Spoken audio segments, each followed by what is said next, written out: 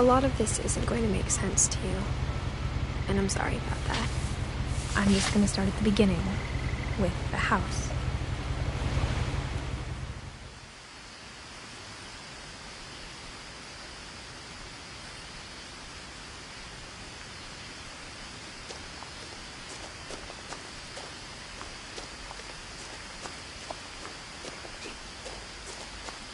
I lived here until I was 11, but I wasn't allowed inside half the rooms.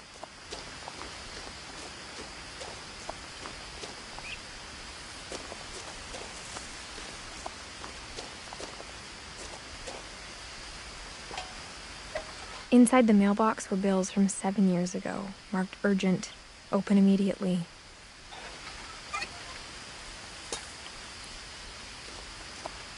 I hadn't been back since my brother Lewis's funeral.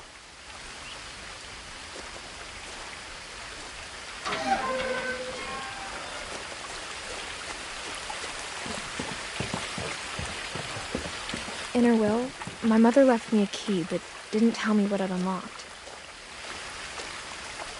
Maybe she thought I'd know, or she thought that the mystery would be enough to bring me back.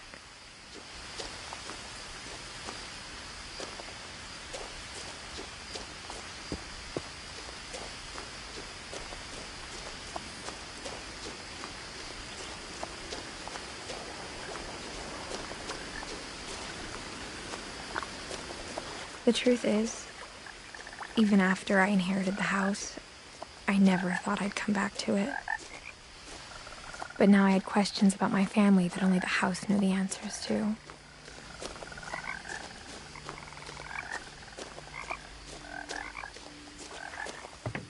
The woods around the house have always been uncomfortably silent, as if they're about to say something but never do.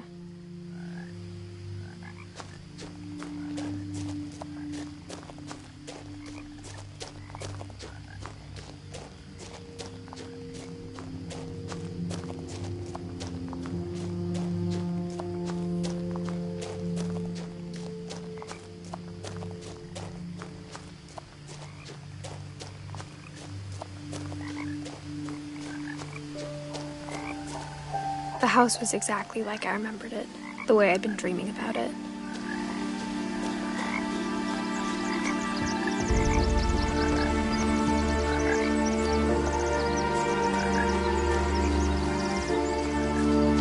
As a child, the house made me uncomfortable in a way I couldn't put into words.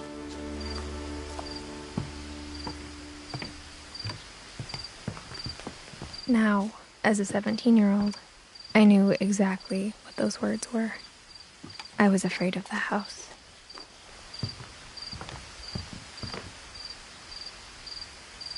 I hoped the key might unlock the front door. It didn't.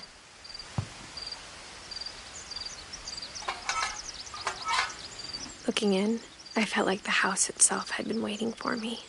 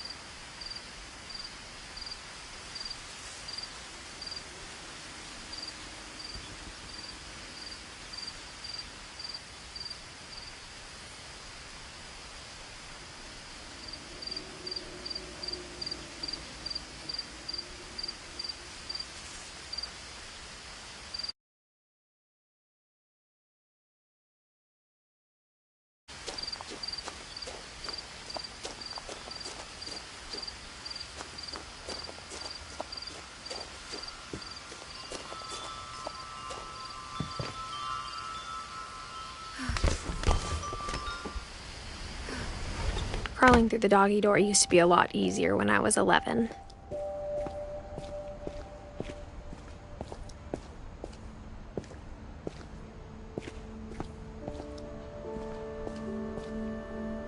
The power had been turned off the night we left.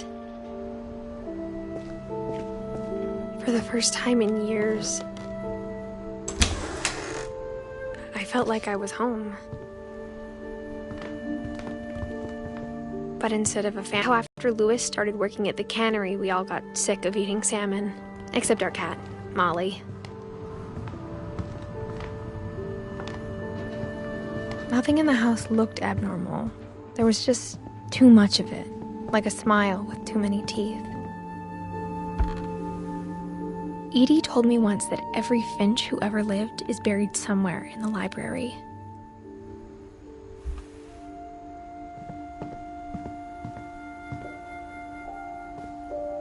After Milton disappeared, Mom sealed up all the bedrooms.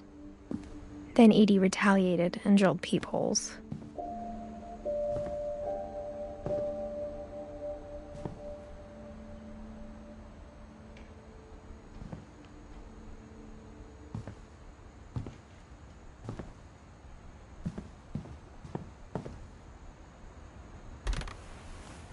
My Grandpa Sam spent 7 years sharing a room with his dead brother, Calvin.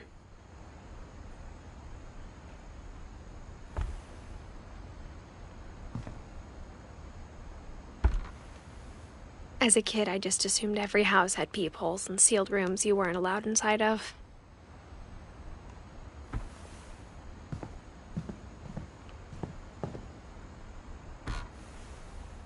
The last time I was in Edith Sr.'s room, I was 10 and she was painting my portrait.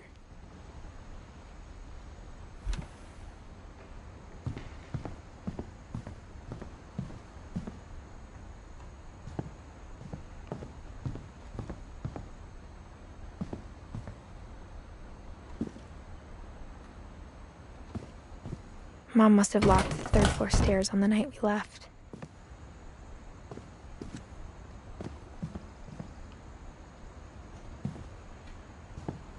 Edie's father, Odin, built the original house.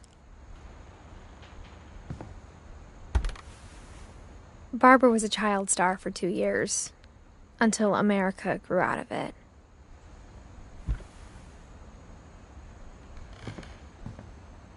Whenever people ask me about my family, the first thing they always want to know about is Barbara.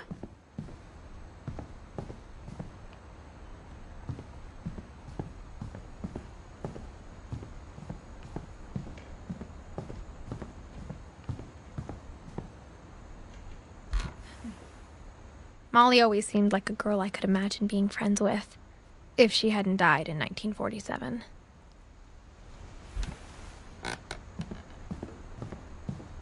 I spent a lot of time playing in Great Uncle Walter's room. Louis told me there were secret passages, but I never believed him.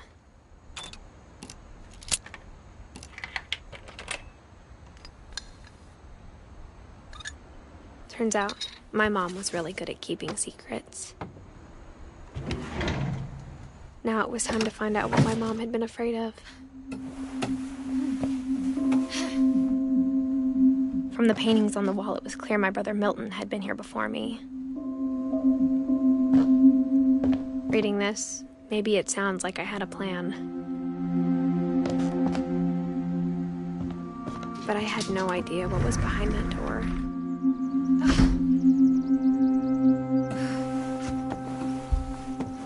Just like I had no idea where all this was gonna lead. Molly's gerbil had a tiny bedroom with its own even tinier gerbil cage. I grew up looking at Molly's room through the peephole.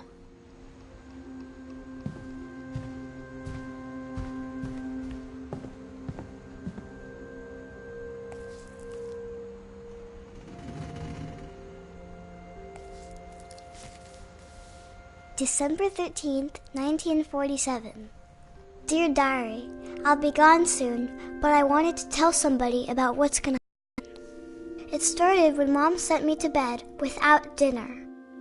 I woke up and I was starving, so I looked around to find it.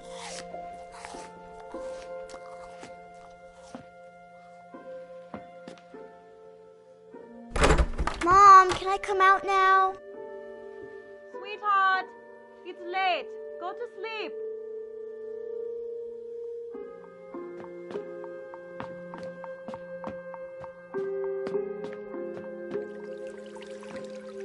I thought about eating Christopher, but I held back.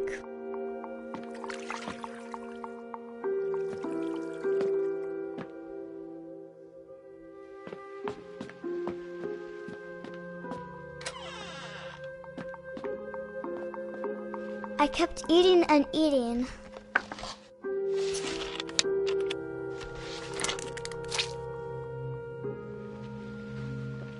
I ate a lot of things that night.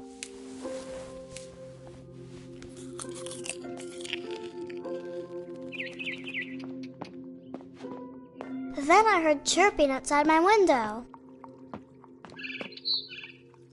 It was a barn swallow going back to her nest. I reached out for her.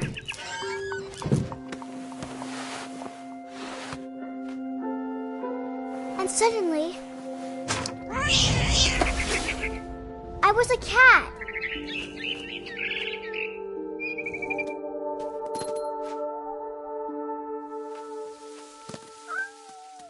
I tried to be quiet, but the bird was really scared.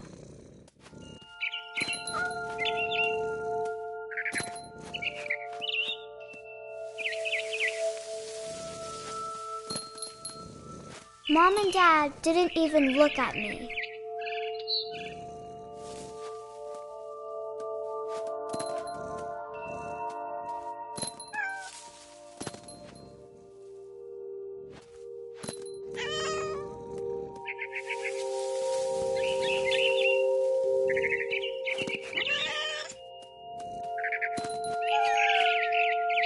I jumped and I almost got her.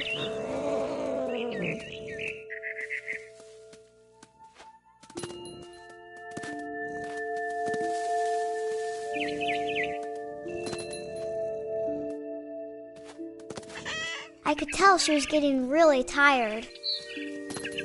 Now I was up in the big tree. I promised Dad I wouldn't climb it anymore. All I cared about was eating that mama bird. I gobbled her up. And suddenly, I was an owl. First, all I heard was the wind. Then I heard little teeth nibbling in the grass.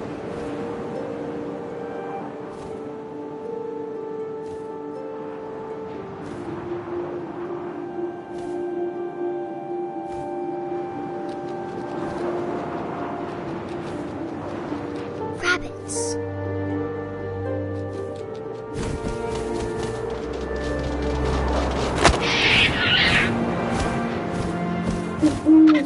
I imagined his face looking up and seeing mine through my talons. I swallowed him up, and I didn't chew one bit. Then I flew off to find something bigger.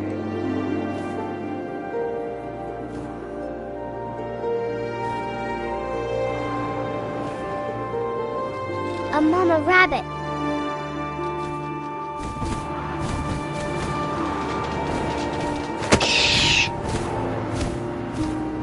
She was almost too big to carry. I started choking, but I couldn't stop eating. And suddenly, I was a shark.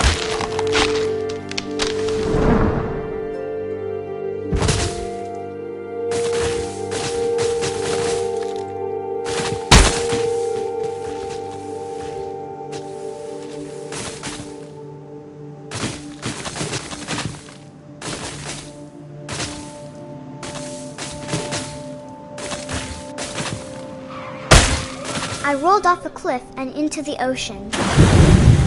Now, I was hungrier than ever.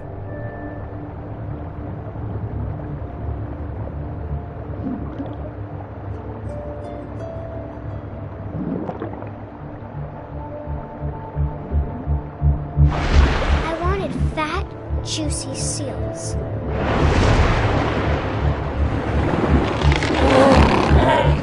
I tore off her flipper, and it tasted really good.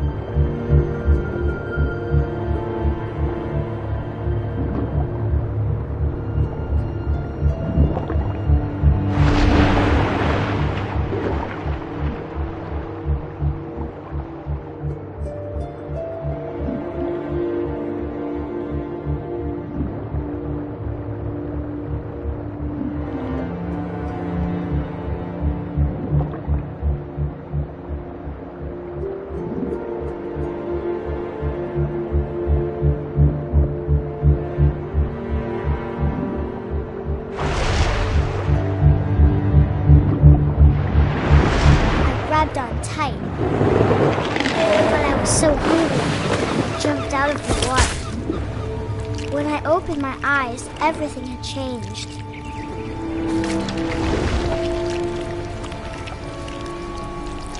Now I was a monster, and I smelled people everywhere.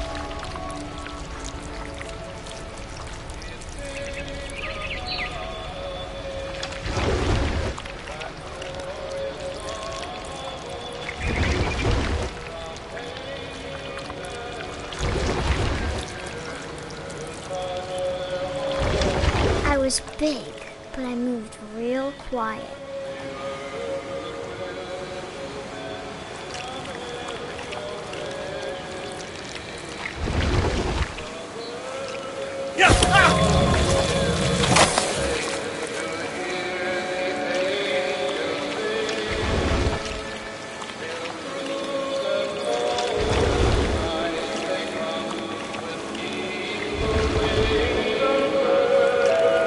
To stop, but also I didn't.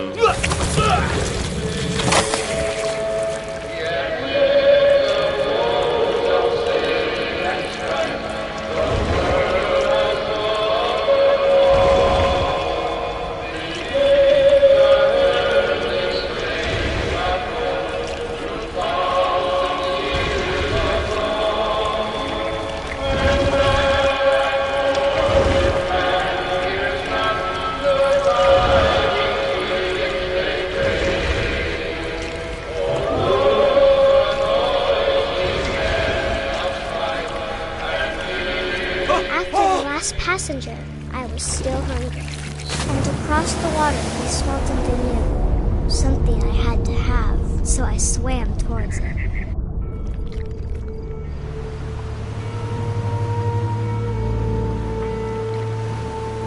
I slithered onto the sand, and the good smell went into an old pipe.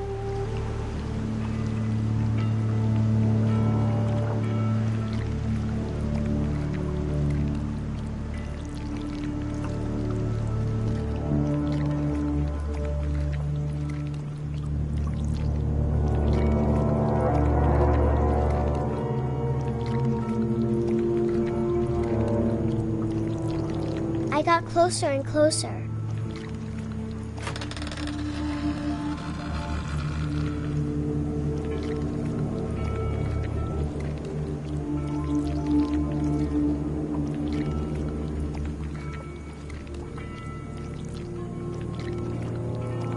All my stomach started growling.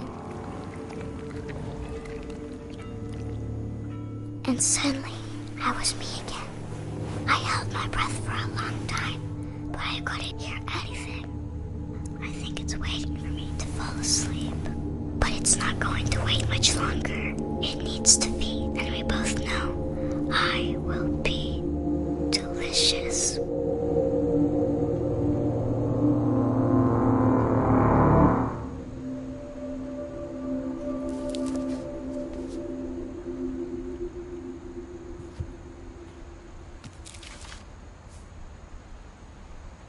I'm not sure if I believed all of that, but I'm sure Edie would have.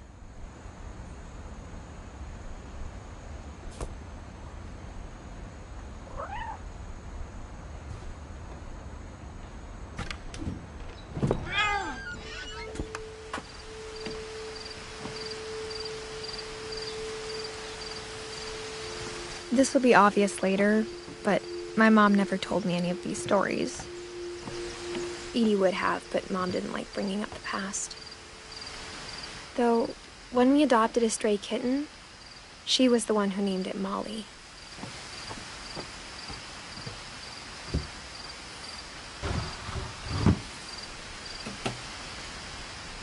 I spent a lot of time in Great-Grandma Edie's room.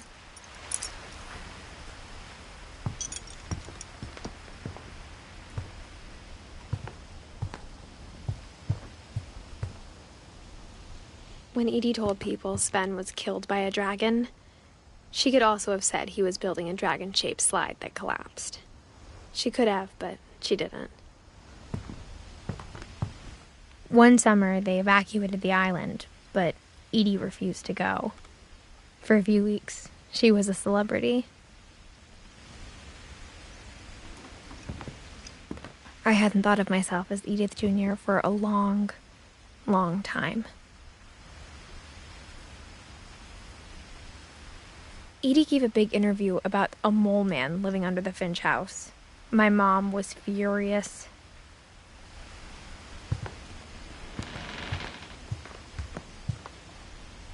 Louis died a week before we left, but Edie had already started to memorialize him.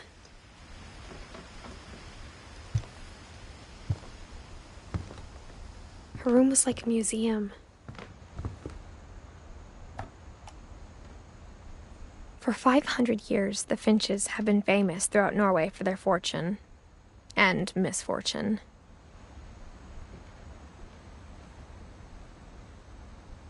Odin Finch buries the latest victims of the family curse, his wife Ingeborg and their newborn son, Johan. On January 7th, 1937, he set sail with his family and his house, hoping to leave the curse behind. But 40-foot waves off the coast of Washington send the house and Odin to the bottom of the sea. Odin's daughter Edie, with husband Sven and baby Molly, step ashore on their new home, Orcas Island. Odin Finch is the first to be buried in the new family cemetery. His daughter Edie is already dreaming of a new Finch house.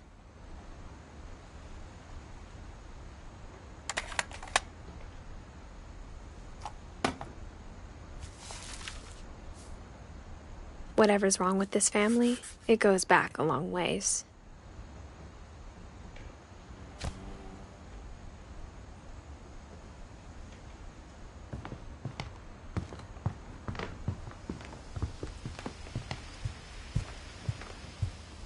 Even in her 90s, sometimes Edie seemed a lot younger than my mother.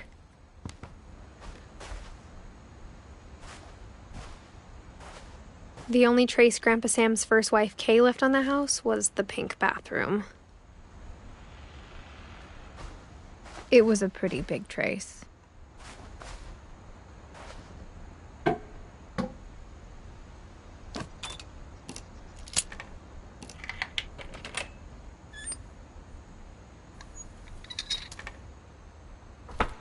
There's a secret in this bathroom.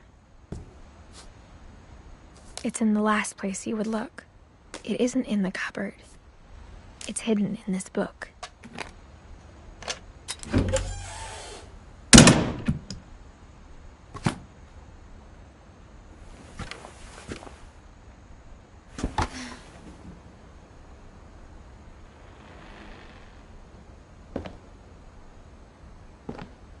Sven gave Sam an old camera he'd refurbished. He never put it down.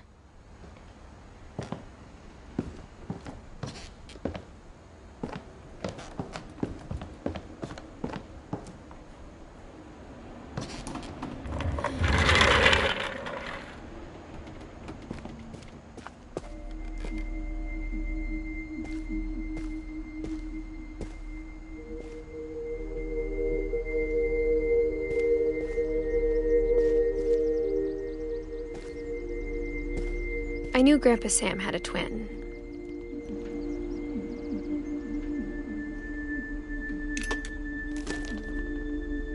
And that he never talked about him. I guess my grandpa didn't like history any more than my mom did.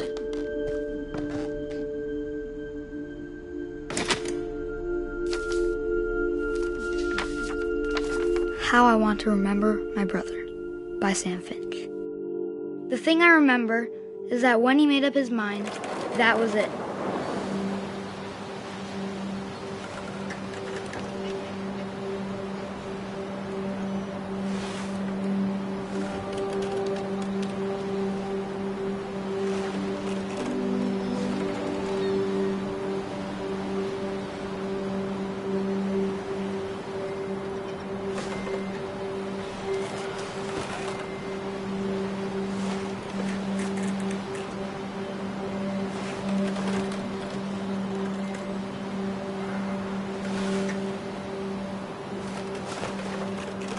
my brother said he'd die before he ate another mushroom. And he did. At Barbara's funeral, we swore he'd never be afraid again. And he wasn't. I think Calvin always... Gino's ready. Coming! But that day, he finally made up his mind to do it. I told him going around was impossible. Maybe if I hadn't said that. Calvin, I'm not gonna tell you again. Maybe if the wind hadn't picked up. Then maybe he'd still be here. But I doubt it. I think he'd already made up his mind. That's what I want to remember about my brother.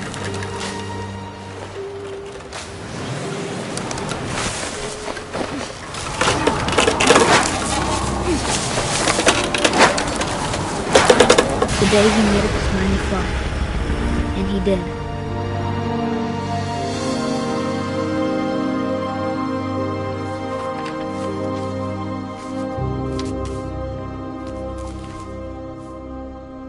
Calvin's story felt strangely familiar. When I was younger, I remember trying to do the exact same thing.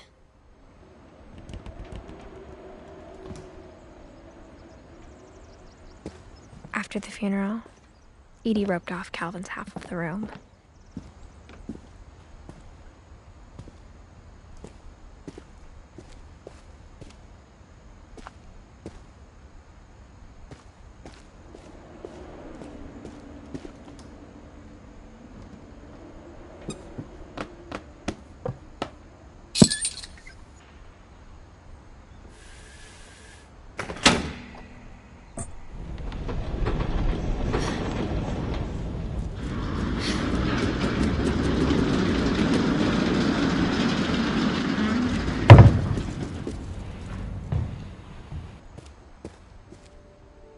The passages were a pretty tight fit.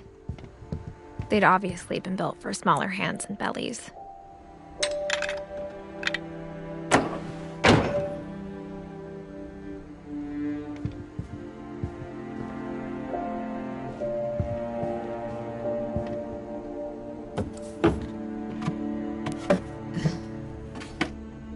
Growing up, I always thought of Barbara as a child star.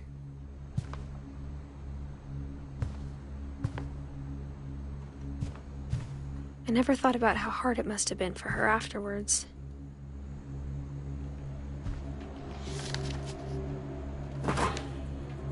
Of all the stories people wrote about Barbara's death, I'm surprised Edie saved this one.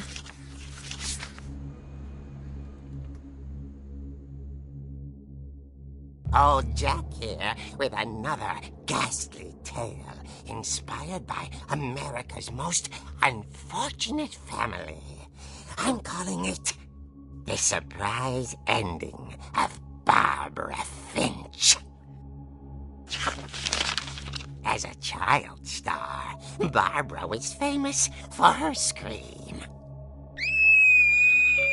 Now at 16, she was all washed up.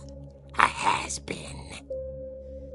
But in a lucky break, she'd been asked to perform her signature scream at a local convention for monster movie fans. It was just the boost her career needed. Unfortunately, her scream hadn't aged well. Getting better. I think you just need the right motivation. Her biggest fan and current boyfriend, Rick, was about to demonstrate when... Now that was a great scream. It was Barbara's father, Sven. He'd slipped into a table saw and had to be rushed to the emergency room. So Barbara got stuck babysitting her youngest brother, Walter. Her convention comeback was cancelled. Okay, I'm hearing frustration, but I'm not hearing terror. What if I tried... A gang of hoodlums in Halloween masks have been terrorizing Orcas Island tonight. Police are urging residents to... You're right! Also, I loved your delivery on that. Why is your basement door locked? Because my dad likes making puzzles and secret passages. There's a key hidden in the music box. The secret is to keep winding and winding until finally the key pops out. Thanks, babe. I'll be back in a sec. 20 minutes later, Rick hadn't returned. So Barbara went to look for him, right on cue. She reached for the music box. And as she wound the key, she listened for Rick, but the house was silent.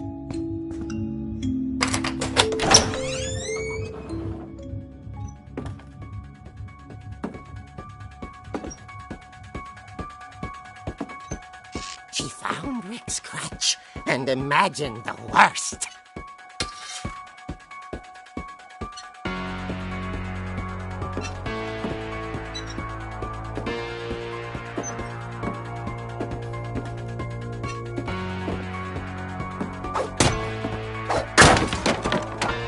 The gang's leader is the infamous Hookman killer, Dr. Carl Hamill, who impaled and then ate his family 10 years ago tonight.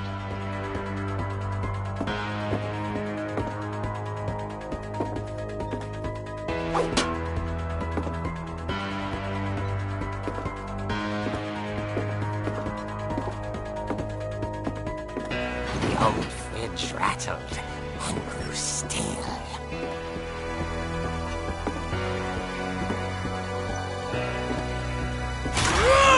Oh dear! Oh! Rick? Barb, relax. I was just trying to scare you to help you find your scream. Well, I'm not scared, Rick. I'm furious. Then act furious. All I'm getting from you now is that you're hurt and confused and She threw him out, but she kept a little something to remember him by. Late picture show. Hours later. Barbara! Walter, what's going on up there? Ah!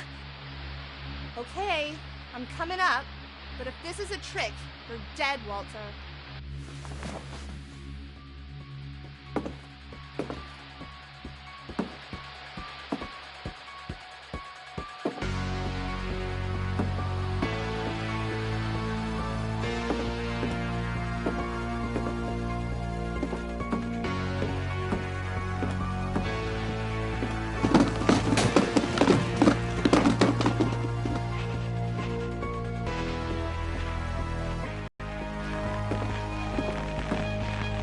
Walter vanished, but his bedside radio was still on. Orcas Island police describe the man as 6 feet tall, with a steel hook for a hand.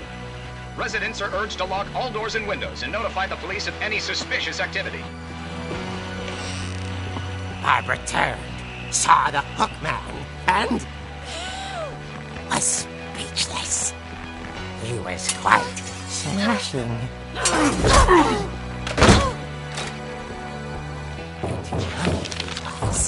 He couldn't get enough of Barbara. Okay, Barbara, there's gotta be another way out of here. That night, she played her part beautifully.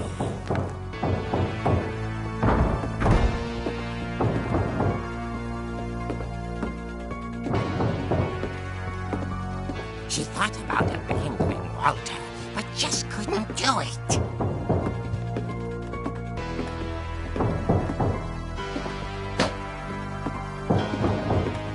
Molly's door hadn't been opened in years. The hinges groaned.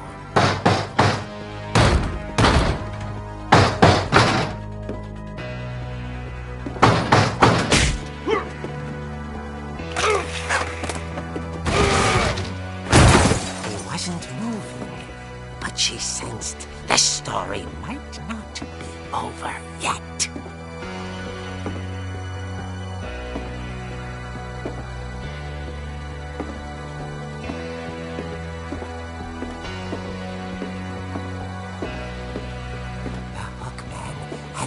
vanished.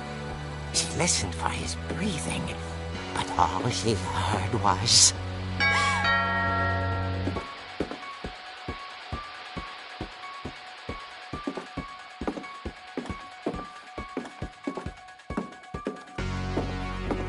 Someone at the door was dying to speak to young Barbara.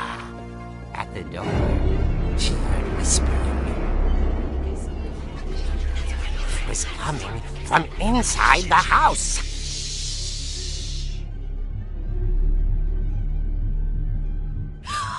Oh dear. The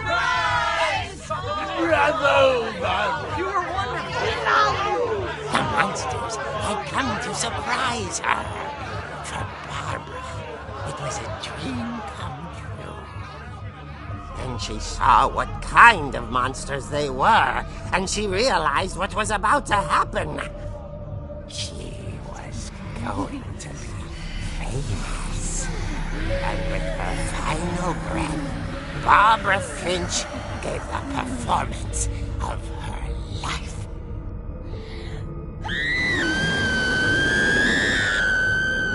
I wasn't there myself, but I hear Barbara was magnificent. Poor girl. She had a taste for stardom.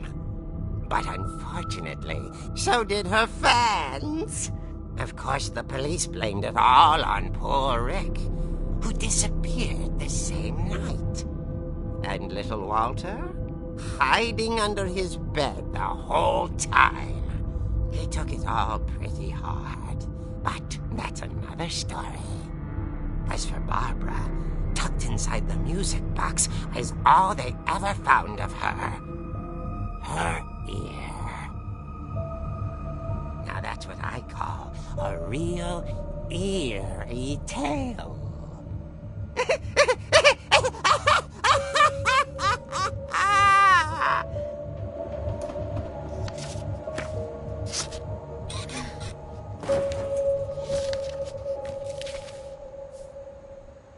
Edie told me all Barbara wanted was to be remembered, as absurd as that comic was. Maybe what Edie saw was a happy ending.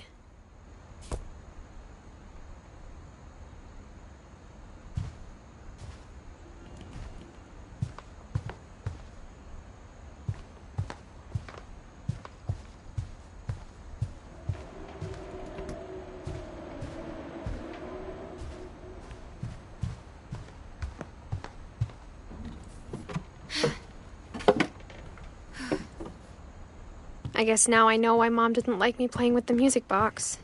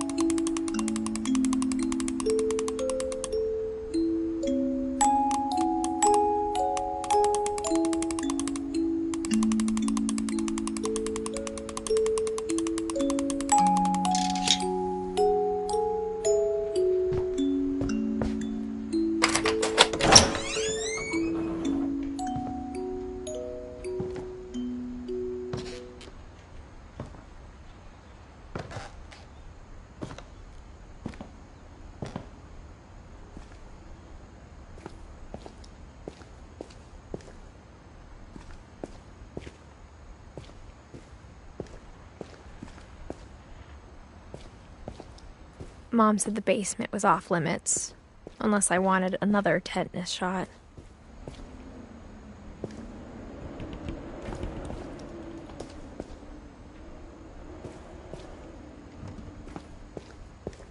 I saw Edie sneak down to the basement once, carrying packages.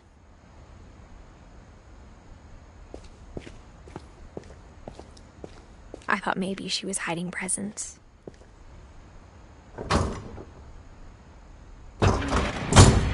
It turned out she was hiding a lot more than that.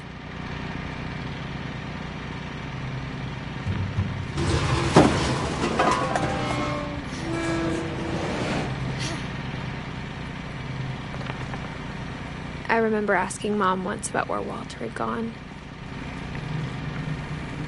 She said after Barbara died, he got as far away as he could.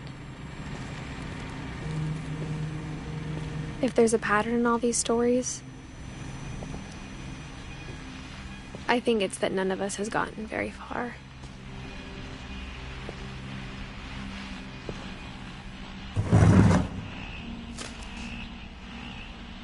Goodbye, everyone. I can't believe I've been down here for 30 years. On that first day, after the shaking started, I didn't think I'd survive a week.